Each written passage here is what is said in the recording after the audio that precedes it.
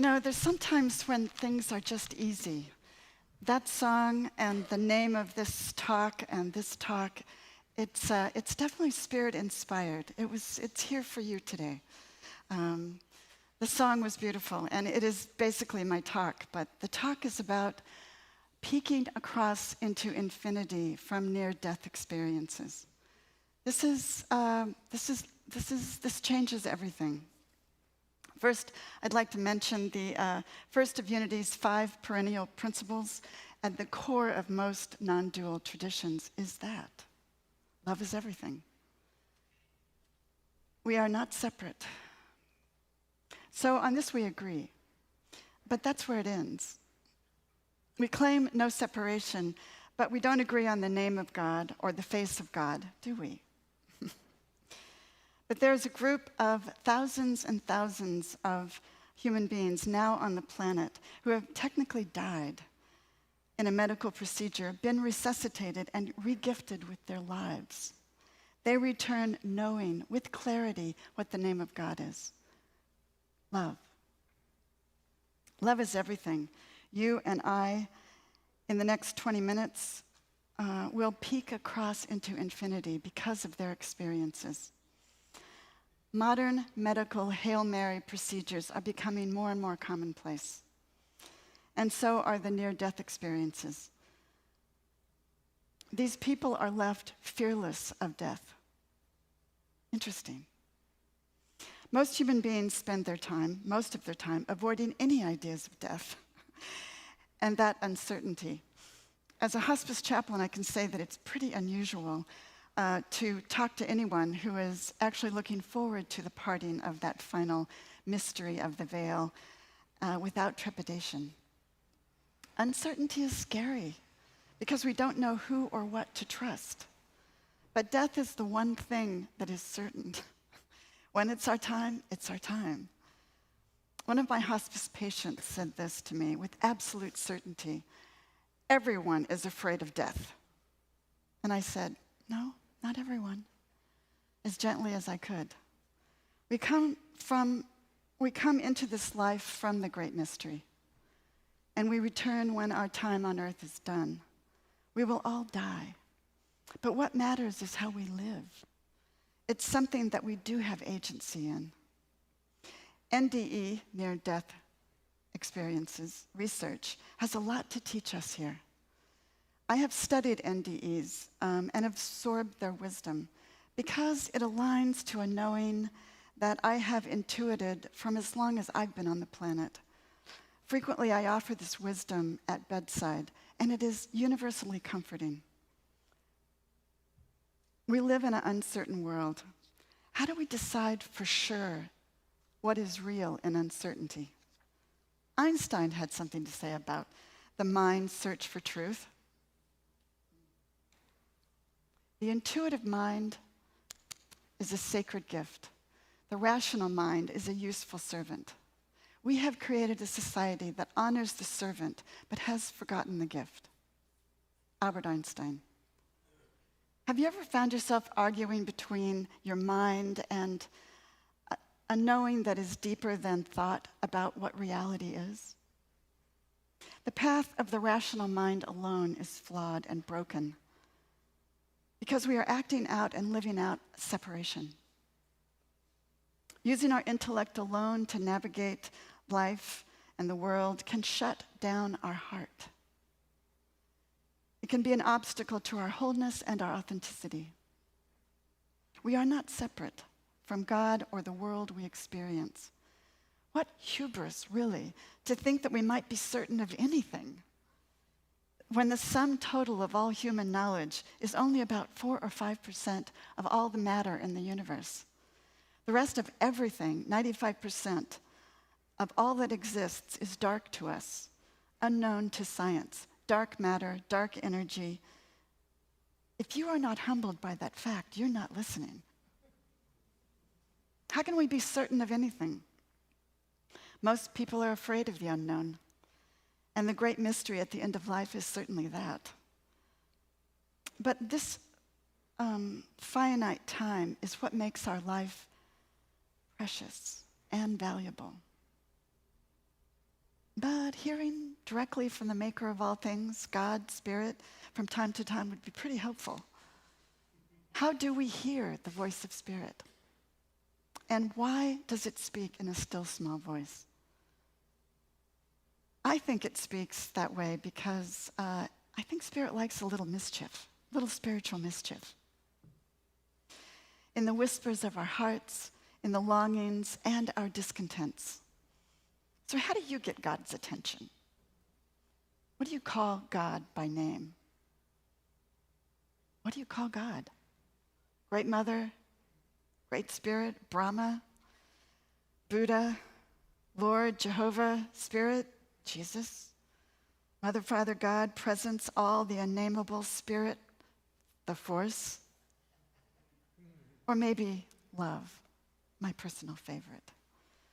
And what is God's pronoun? She, he, it? Doesn't it seem a little rude? Your name for God says a lot about you and your inner life.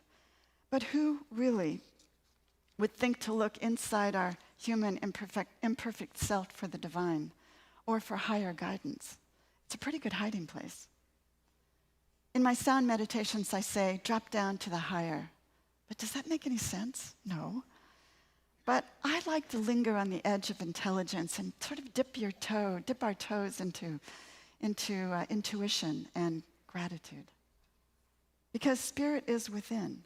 It's here. And the key to hearing Spirit is to be willing. Howard Thurman said this: there is something in every one of you that waits and listens for the sound of the genuine in yourself. Howard Thurman was an amazing mystic. Being willing to listen in the silence or underneath the sounds of the world, for that quiet voice of love which speaks to us about our gifts and about what is authentic to us, what is special to us. To do that, to be authentic, and to use our gifts, we must learn and unlearn too.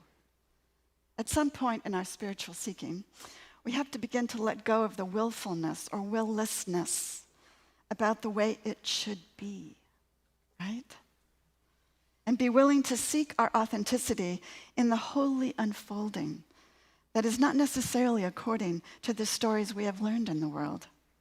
Stories we have held and thought to be so obviously God's truth that are not true, right? We've all been harmed by those.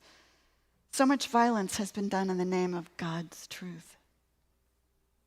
We need to unlearn many things so we can hear the voice of God or answer its call. Who or what do you trust?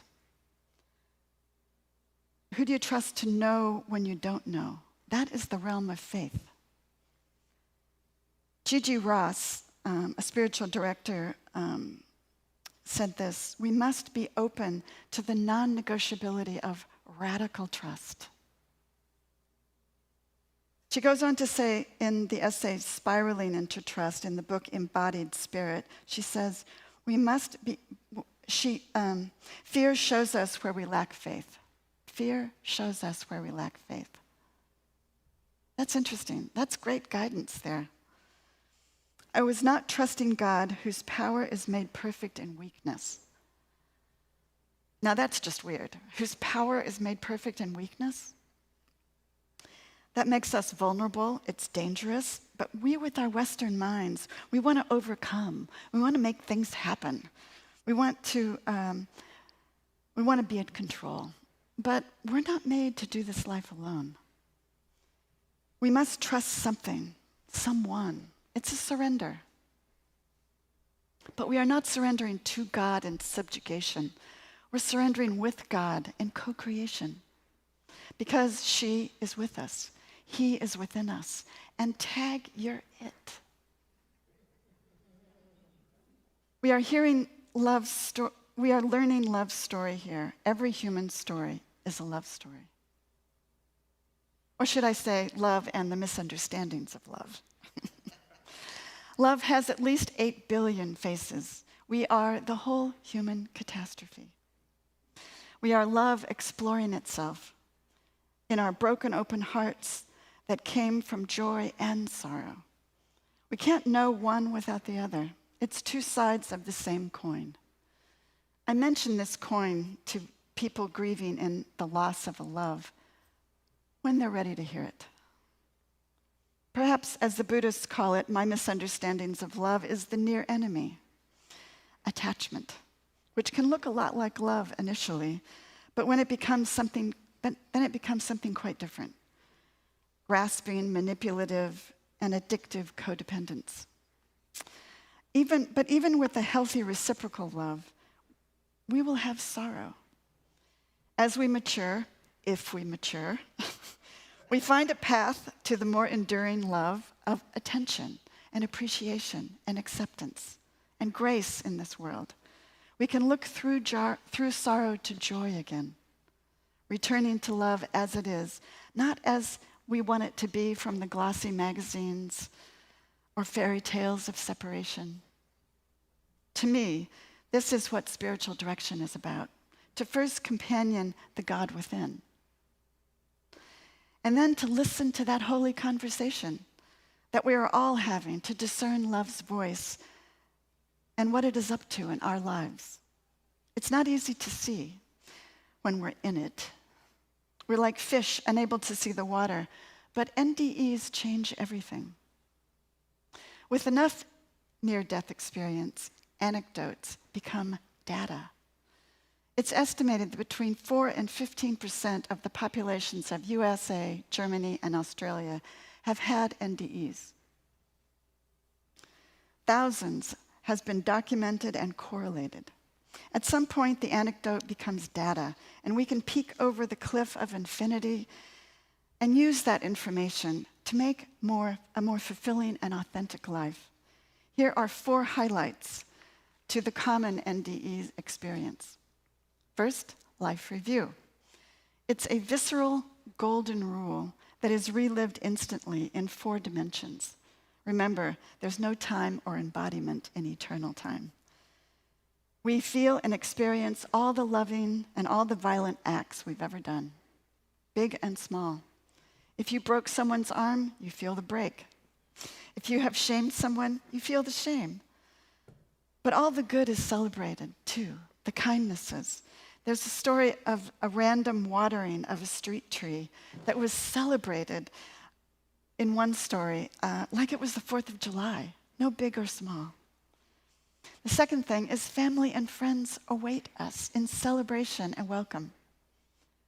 That's a great vision there, and it's really comforting to people who are close. The third thing is we meet and communicate with delight. A magnificent and peaceful presence, and it usually has a great sense of humor. The whole experience is such a peaceful contentment. There is a great disappointment on being told that it is not your time and you have to go back. And the final thing is love is the plan. If it's all a gift, what is mine to do and be? How can I prove my worthiness if it's all love? Where's the efforting, the striving, the grasping to get the ring and to get goodness, to get what's mine? Love, that's the plan. It sounds like a soundbite, but we make it real by living it. God is everything. Love is everything. Everything is made of love.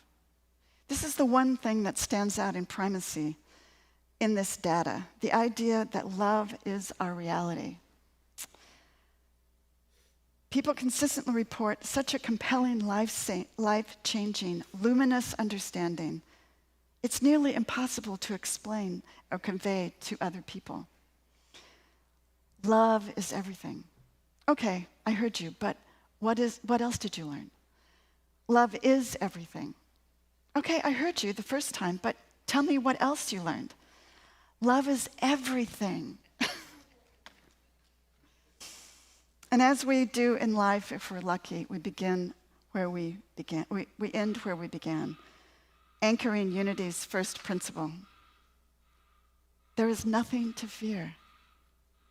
It is all love. Our mission is to anchor the love in this world, just to hold the energy, to feel the energy. If we hold it, we help other people around us find and feel their own love and love energy within. We came here to experience opposition, joy with sorrow, because true learning happens in the body. True learning happens in the body. And we are powerful. We are the heart of God. We are in the heart of God. I'm going to invite the music team up to, as we go for our meditation song, I Am. But first I'm going to invoke a 900-year-old poet, Hafez, to lead us with a question and a poem into our final meditation. This poem is called The Crowbar. I left a crowbar in some of these poems. You could have it. It came in handy for breaking into his house. Before I found out I owned the joint.